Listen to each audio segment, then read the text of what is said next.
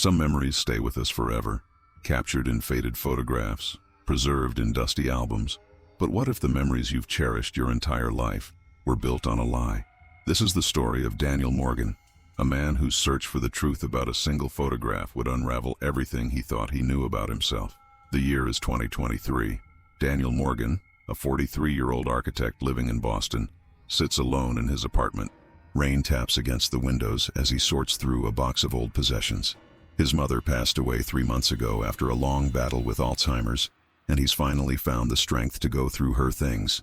Daniel pulls out photo albums, letters, and trinkets from his childhood. Each item carries a memory, a fragment of his past. A tiny blue teddy bear he'd won at a carnival when he was 8. The seashell collection from Cape Cod vacations. His high school graduation tassel. The watch his father gave him for his 21st birthday. The memories flood back, bringing both comfort and pain. His father, Robert Morgan, had passed away 7 years ago from heart failure. A kind, steadfast man who taught Daniel how to fish, how to change a tire, how to be patient when life tested you. Now with his mother gone too, Daniel was truly alone. Then, at the bottom of the box, beneath layers of childhood artwork and report cards, he finds something unexpected. A leather-bound journal he's never seen before. His mother's diary. The maroon cover is worn at the edges, the pages yellowed with age. Daniel hesitates. This feels invasive, reading his mother's private thoughts. But curiosity gets the better of him. He opens the journal to a random page and begins to read. June 12, 1982. I can't keep living with this secret. Every time I look at Daniel, I see him. But Robert suspects nothing. The resemblance isn't there, thank God. Daniel's heart races. What secret? Who is him? And Robert? That was his father's name. Daniel flips through more pages, searching for answers. Most entries are mundane. Details about grocery shopping, neighborhood gossip, recipes. His mother's handwriting loops gracefully across the pages, occasionally becoming messier when she seemed to be writing in haste. He finds entries about his childhood illnesses, his first day of school, family vacations, normal things. But the mention of a secret lurks in his mind, pulling him forward. Then, another cryptic entry catches his eye. September 8, 1982. We took family photos today. Daniel is growing so fast. Robert insisted on the professional photographer. I couldn't say no without raising suspicion. The guilt is eating me alive. If Robert ever found out the truth about Daniel. Daniel's hands tremble as he reaches for the photo album he had set aside earlier. He turns to September 1982. There it is, a family portrait. 5-year-old Daniel standing between his parents, his father's hand resting on his shoulder. They're all smiling. The perfect family. Daniel studies the photograph closely. He's wearing a blue sweater vest over a white button-up shirt, his hair neatly combed to the side. His mother looks beautiful in a floral dress, her auburn hair falling in soft waves around her shoulders. His father stands tall and proud in a tweed jacket, glasses perched on his nose, a gentle smile on his face. Except now, Daniel isn't sure what's real anymore. Sound of phone ringing. Daniel calls the one person who might have answers. His Aunt Sarah, his mother's younger sister. He paces nervously around his apartment as the phone rings, the diary clutched tightly in his hand. Aunt Sarah, it's Daniel. I need to talk to you about something. Daniel, honey, is everything all right? You sound upset. I found Mom's diary. She wrote some concerning things. About Dad. About me. There's a long pause on the other end of the line. Daniel can hear his aunt's slow, measured breathing. Oh, Daniel, I always wondered if this day would come. That night, Daniel learns the first piece of the puzzle. His aunt reveals that before his mother met Robert Morgan, she had been involved with another man, a relationship that ended badly just weeks before she met Robert. Your mother never told Robert about the other man. When she found out she was pregnant, she was already dating Robert. She made a choice, Daniel. She let Robert believe you were his. Daniel paces his kitchen, running his hands through his hair in frustration. The phone is on speaker now, his aunt's voice filling the small space. So my entire life has been a lie? Who is my real father? Is he still alive? Does he know about me? His voice cracks with emotion. 43 years of identity, shattered in a single conversation. The wedding photo of his parents that sits on his bookshelf now feels like a prop from a play he didn't know he was acting in. I don't know much about him. Your mother wouldn't talk about him. It was too painful. I only met him once. All I know is his name was Thomas. Thomas Pierce. He was a photographer. Photographer. Daniel looks back at the family portrait.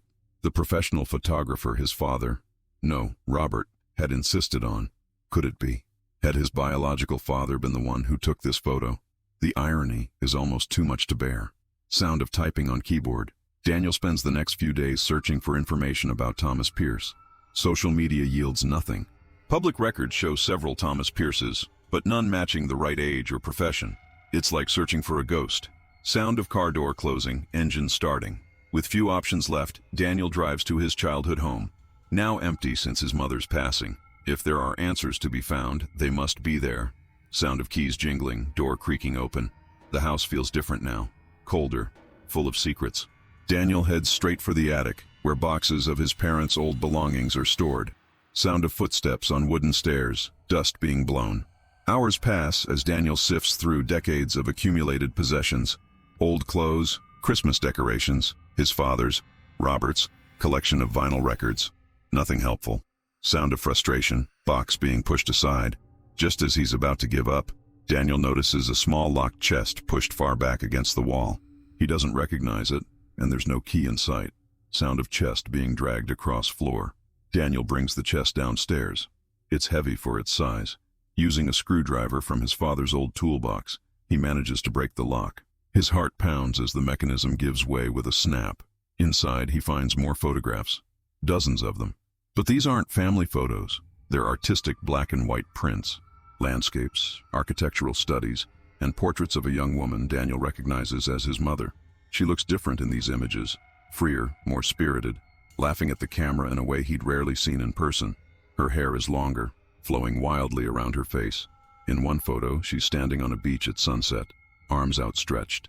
In another, she's leaning against a tree, a book in her lap, looking up with an expression of pure love at whoever is behind the camera. Each photograph is signed in the corner with a simple TP. There are other items in the chest too. A dried rose pressed between two pieces of glass. A concert ticket stub for the Rolling Stones from 1977. A silver bracelet with a camera charm. Small treasures from another life. At the bottom of the chest is an envelope. Inside, a single photograph and a handwritten letter. The photograph shows a man in his early 30s with a camera around his neck. He's standing in front of the Boston Public Library, smiling at the camera. Dark hair falls across his forehead, and he's wearing a denim jacket over a white t-shirt. Written on the back, Thomas, 1980. Daniel stares at the photo. There's something familiar about the man's eyes, the shape of his jaw. Daniel walks to the hallway mirror and studies his own reflection. The resemblance is undeniable. The same deep-set eyes, the same slightly crooked smile, even the way one eyebrow arches higher than the other when contemplative. All these years, he'd assumed he took after his mother's side of the family.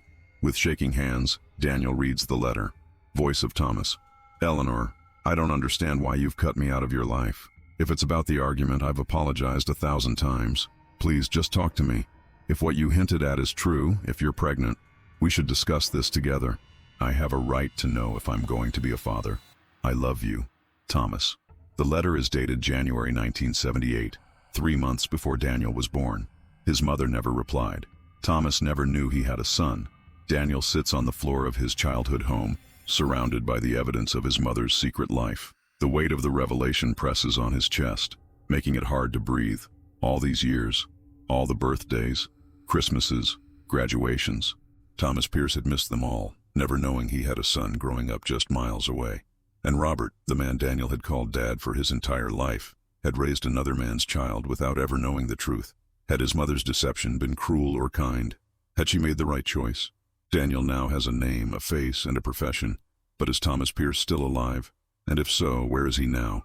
Back at his apartment, Daniel digs deeper. He searches photography archives, art galleries, anywhere Thomas might have left a professional footprint. He spends hours scrolling through old newspaper archives, exhibition catalogs, photography forums. He finds a few mentions: an exhibition in Chicago in 1985, a feature in an arts magazine in 1990, a small photography book published in 1992, but nothing recent, nothing that tells him where Thomas Pierce might be now. Did he continue his career? Did he marry? Have other children? Or was he still out there somewhere, wondering about the woman who disappeared from his life and never told him about their child? After days of dead ends, he finally gets a hit. a small gallery in New York that featured Thomas Pierce's work in a retrospective exhibition 5 years ago. He calls immediately, his voice tight with anticipation. Yes, I remember Thomas Pierce's work. Brilliant photographer. His landscapes were extraordinary, but it was his portrait work that really stood out. He had this way of capturing people at their most vulnerable, most authentic moments. Such a shame about his accident. Daniel's heart sinks. Accident? When was this? Oh, about 3 years ago. He fell while shooting from a cliffside in Arizona. I heard he was trying to capture the perfect sunset over the Grand Canyon. Always pushing for that perfect shot. Left him partially paralyzed. Last I heard, he was living in a care facility somewhere in New Hampshire. The art world really lost something special when he couldn't work anymore. New Hampshire, just a 2-hour drive from Boston. Daniel could be face to face with his biological father by nightfall. But what would he say? How do you introduce yourself to a father who never knew you existed? The gallery owner gives Daniel what little information she has. The name of another photographer who was friends with Thomas, who might know more. Daniel makes another call, then another. Each person leads him closer, filling in pieces of Thomas Pierce's life, an award-winning career, a brief marriage in the 1990s that ended in divorce, no children, a reputation for being brilliant but difficult, demanding perfection from himself and everyone around him. Finally, Daniel has an address, the Pinewood Care Center in Hanover, New Hampshire. He drives north the next morning, rehearsing what he'll say during the entire journey. The autumn leaves are at their peak, blazing red and gold against the clear blue sky. Daniel barely notices the spectacular scenery, his mind consumed with questions. What if Thomas doesn't want to meet him? What if he's angry about being kept in the dark all these years? What if he rejects Daniel outright? The Pinewood Care Center sits nestled among tall pines, its brick exterior weathered by decades of harsh New England winters. Daniel sits in his car, rehearsing what he'll say, gathering courage. At the reception desk, a kind-faced nurse with silver-streaked hair looks up Thomas Pierce's information. She taps on her computer keyboard, occasionally glancing up at Daniel with curiosity. Yes, Mr. Pierce has been with us for almost 3 years now. Room 217. Are you family? He doesn't get many visitors.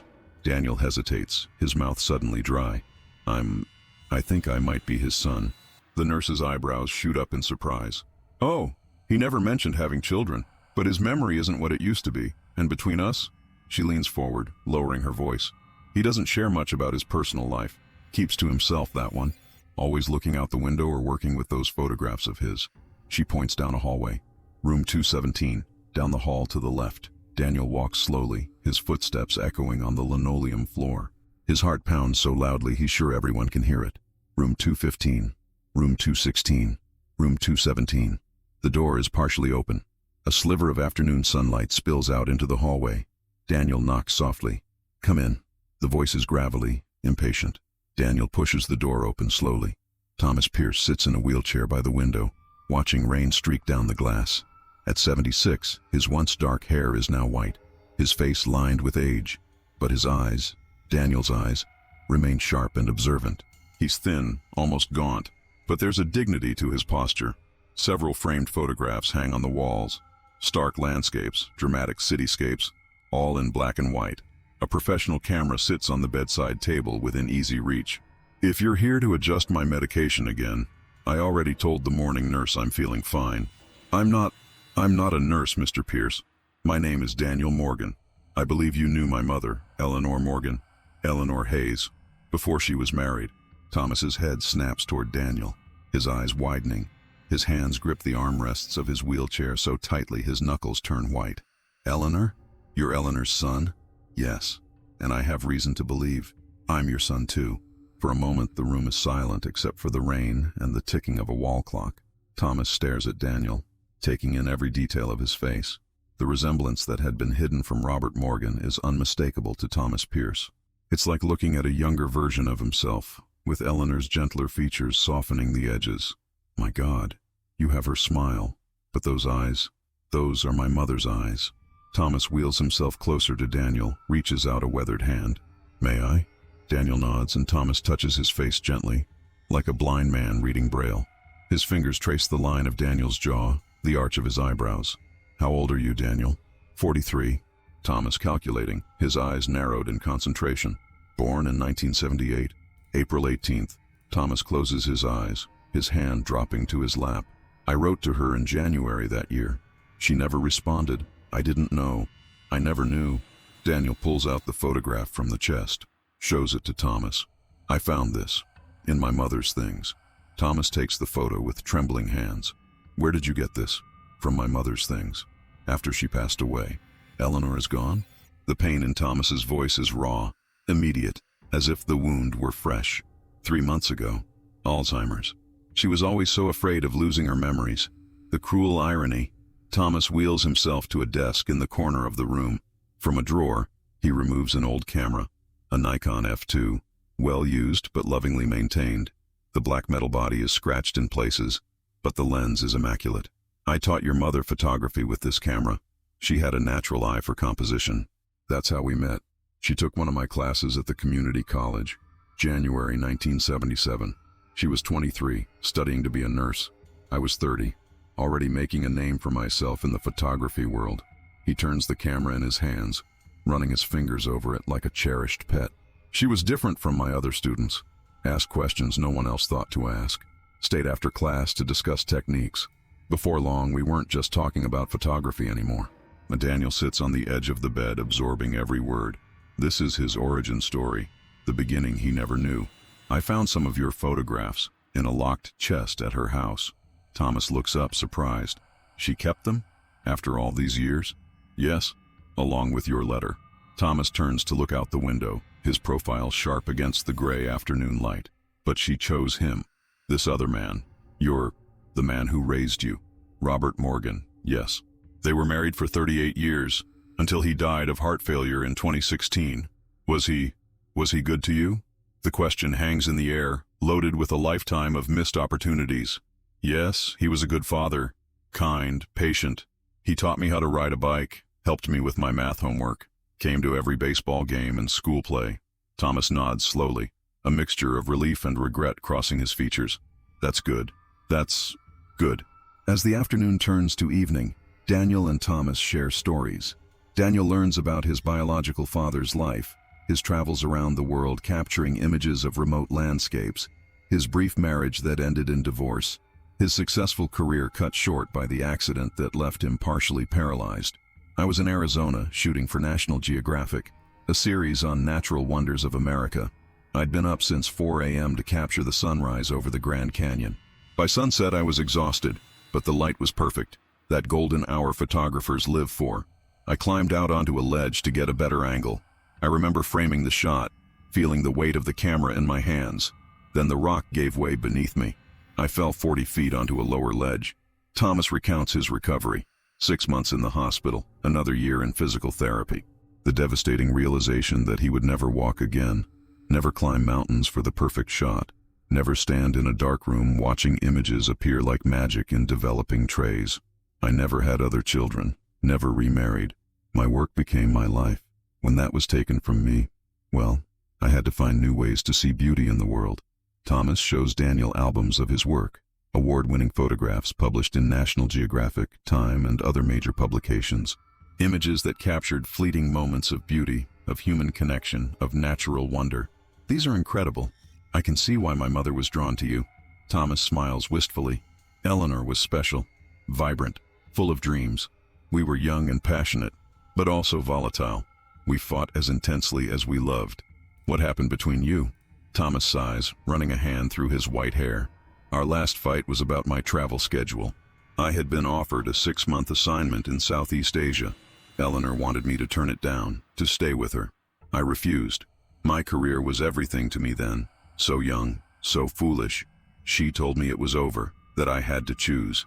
I chose wrong. As Thomas speaks, Daniel realizes something. He reaches into his pocket and pulls out the family portrait, the one taken in September 1982. The edges are worn from being handled so often in the past few days. This photo, were you the photographer? Thomas takes the picture, studies it carefully. His hands tremble slightly as he holds the image of the family that could have been his, the woman he loved, the child he never knew, the man who took his place. Yes, I was. Your mother contacted me out of the blue, said she needed professional family photos done. I was in Boston for an exhibition. She knew that.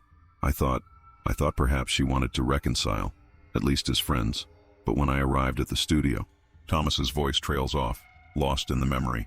In his mind, he's transported back to that day in 1982, the small photography studio he'd rented for the weekend, the anticipation of seeing Eleanor again after 4 years of silence, the shock when she walked in with a husband and child. "Eleanor, it's been years. You look well. Thank you for agreeing to this, Thomas. My husband insisted on professional photos." "Husband, right. And this is Robert, my husband, and our son Daniel." Thomas remembers kneeling down to eye level with the small boy, a boy with his eyes, though he didn't know it then. "Hello, Daniel. How old are you, buddy?" "I'm 5. Thomas had done the mental math immediately. 5 years old in 1982 meant born in 1977 or early 1978, right after Eleanor had disappeared from his life. He'd looked at Eleanor questioningly, but she'd avoided his gaze. "We should get started. Robert has a meeting later. I knew the moment I saw you. The timing was right. You were 5 years old in 1982, which meant you were born in 1977 or early 1978, right after Eleanor and I split up. But she introduced you as their son. Her husband had no idea. I could see it in the way he looked at you, with complete paternal confidence." Thomas's voice is heavy with the weight of decades-old pain. The setting sun casts long shadows across the room, turning the white walls golden. "Did you say anything to her?" "After the session when her husband took you to the car, I confronted her. She denied everything, said I was delusional, that I needed to move on. Then she paid me for the photos and left. I never saw her again." Daniel leans forward, elbows on his knees. "But you took the job knowing who she was. Why?" "I needed to see her again, and I needed to see you, even if just once.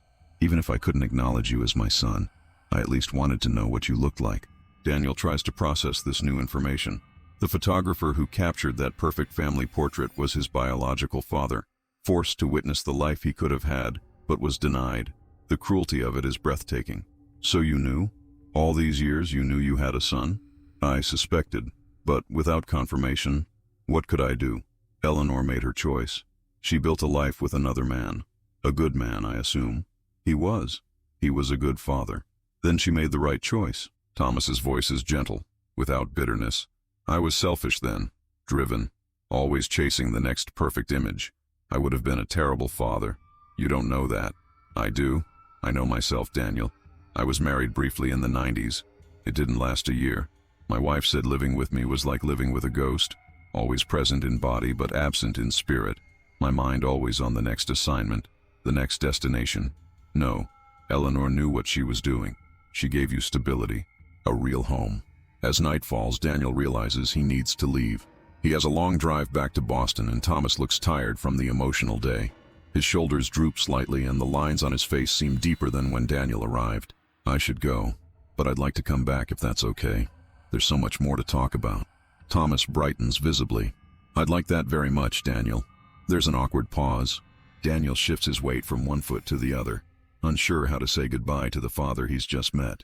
"I don't know what to call you." Thomas smiles sadly. "Thomas is fine. I haven't earned the right to be called anything else." Daniel nods, understanding. He holds out his hand, and Thomas takes it. Their handshake becomes something more. Thomas pulls Daniel toward him in an awkward half-embrace, just for a moment. Then he lets go, embarrassed by the display of emotion. "Drive safely. Call when you get home so I know you made it." It's such a fatherly thing to say that Daniel's throat tightens. "I will." Over the next few months, Daniel visits Thomas regularly. They develop a cautious friendship, getting to know each other without the burden of expectations. Thomas shares his knowledge of photography with Daniel, who discovers a latent talent for the art. On crisp autumn days, Daniel wheels Thomas around the care center's grounds, where the fall foliage provides a spectacular canvas for photography lessons.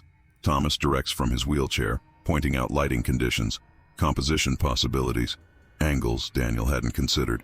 "That's it. See how the light falls across the subject? Always be aware of your light source." Daniel adjusts the camera Thomas has given him. Not the old Nikon, which Thomas keeps close, but a modern digital camera that's easier for a beginner. "Like this? Perfect. You have a natural eye, just like your mother." During one visit in late November, Daniel brings something special, a DNA test kit. The small white box sits between them on Thomas's desk, both men staring at it like it might explode. "I thought, if you're comfortable with it, we could make it official." Thomas picks up the box, turning it over in his hands. You already know the truth, Daniel. It's written all over your face, in your eyes, in the way you frame a photograph without being taught. I know, but I thought, for closure, maybe. For both of us. Thomas nods slowly, understanding the need for certainty in an uncertain world. You don't need a test to know what's in your heart, Daniel. But yes, let's do it. 2 weeks later, the results confirm what they already knew. Thomas Pierce is, without question, Daniel Morgan's biological father. Daniel brings the printed results to Thomas's room, finding him by the window, as usual, camera in his lap. 99.9% match. Thomas looks at the paper, then up at Daniel, tears in his eyes. Science confirms what I've felt since the moment I saw you through my camera lens 40 years ago. As winter descends on New Hampshire, bringing snow that transforms the care center's grounds into a pristine white canvas, Thomas's health begins to decline. His doctors are concerned about his heart. The fall had damaged more than just his spine. Internal injuries had never fully healed, leaving him vulnerable. During one visit in December, Daniel arrives to find Thomas looking through old photographs. The care center has decorated for Christmas. A small tree stands in the corner of Thomas's room, adorned with simple ornaments and white lights. Christmas music plays softly from a radio on the bedside table. Thomas wheels himself across the floor when Daniel enters, a large envelope in his lap. Daniel, come look at this. What is it? I had the care center staff bring up some of my old storage boxes from the basement. Look what I found. Thomas hands Daniel a large manila envelope, yellowed with age, the flap sealed with old tape that crumbles as Daniel carefully opens it. Inside are the original negatives and contact sheets from that family portrait session in 1982. Row after row of tiny images, Daniel and his parents in various poses, smiling stiffly in some, looking more natural in others. You kept these all these years? I kept everything from that day, including this. Thomas pulls out another photograph, one Daniel has never seen before. It shows 5-year-old Daniel alone, laughing at something off camera, his face lit with childlike joy. His 2 front teeth are missing and his hair is slightly tousled. He's wearing the same blue sweater vest as in the formal portrait, but this image captures a moment of pure, unposed happiness. This was between the official poses. Your mother was adjusting your collar and you laughed at something your father, Robert, said. I couldn't help myself. I took the shot. It wasn't part of what they paid for. This one was just for me. Daniel studies the photograph, seeing himself through Thomas's eyes. You've had this picture of me all this time? Thomas's voice is husky with emotion. It's been on my bedside table at every place I've lived. My one connection to the son I never knew I had. Or rather, the son I suspected but couldn't claim. Daniel looks at the bedside table now, and sure enough, there's a framed copy of the same photograph, alongside a newer one of Daniel and Thomas together, taken by a nurse during one of their photography sessions in the garden. That night, Daniel drives back to Boston with the original photograph carefully protected in his bag. The snow is falling harder now, large flakes illuminated in his headlights. He has an idea forming, a way to honor both the fathers in his life and the complicated truth of his existence. 6 months later, the Boston Contemporary Photography Gallery hosts an exhibition titled Fathers and Sons, A Study in Identity. The gallery is crowded with art enthusiasts, critics, and photographers, all intrigued by the unique concept behind the show. The featured artist is Daniel Morgan, with special contribution from Thomas Pierce. The space is beautifully lit, with spotlights highlighting each photograph. Soft classical music plays in the background as attendees move from image to image, wine glasses in hand, murmuring appreciatively. The concept is fascinating, says one gallery patron to her companion. 2 timelines of the same person, photographed by 2 different fathers, one biological, one not. The parallelism is striking. I heard the photographer only discovered his biological father last year, replies her friend. Such an incredible story. The exhibition traces Daniel's life through photographs taken by Robert Morgan, amateur snapshots of birthdays, graduations, vacations, displayed alongside professional quality images taken by Thomas Pierce during their recent time together. The contrast is stark, yet complementary, 2 different perspectives on the same subject.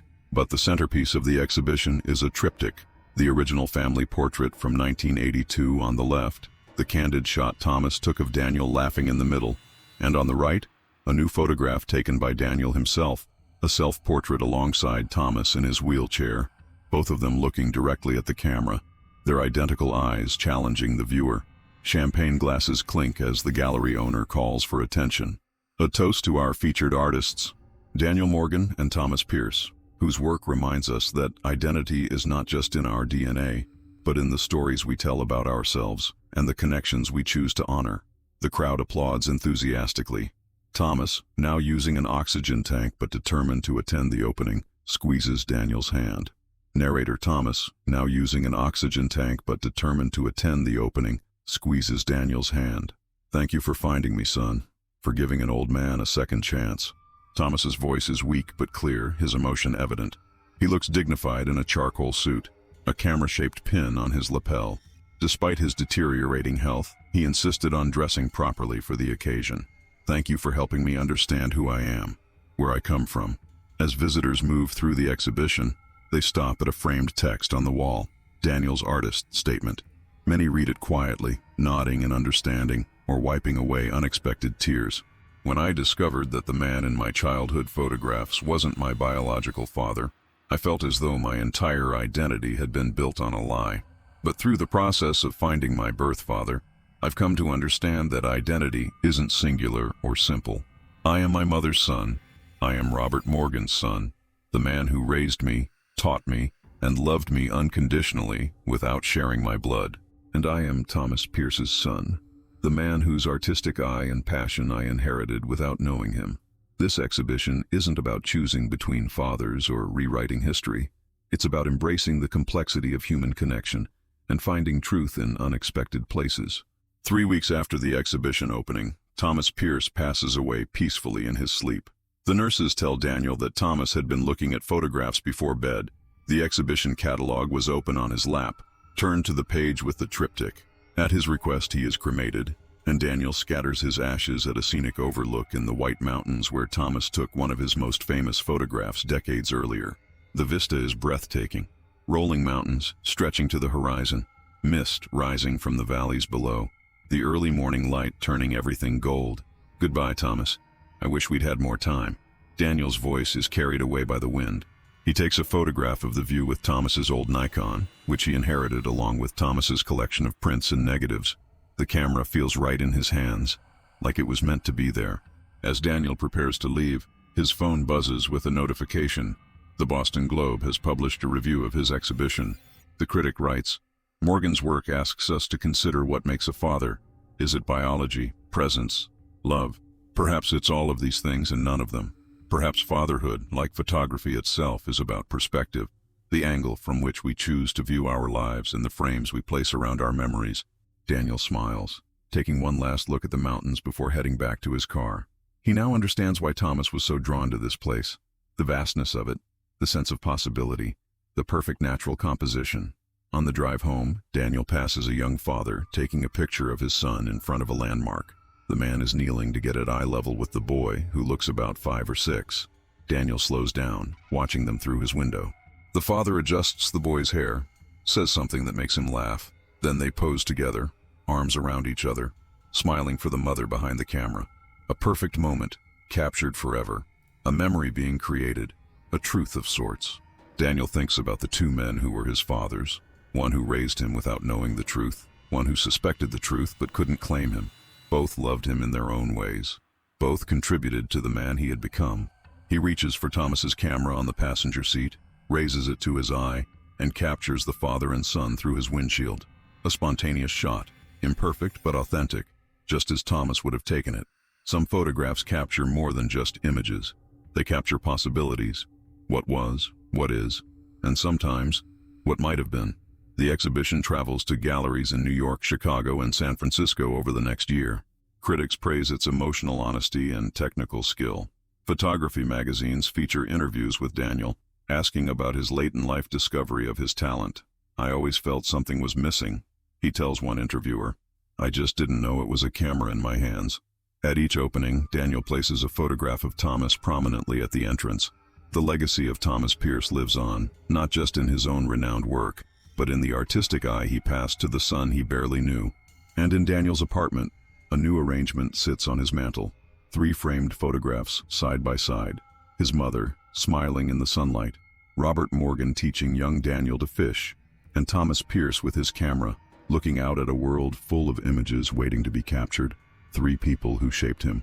Three Truths That Made Him Whole. Written and produced by Shadow Frames. Subscribe for more stories that challenge your perception of reality.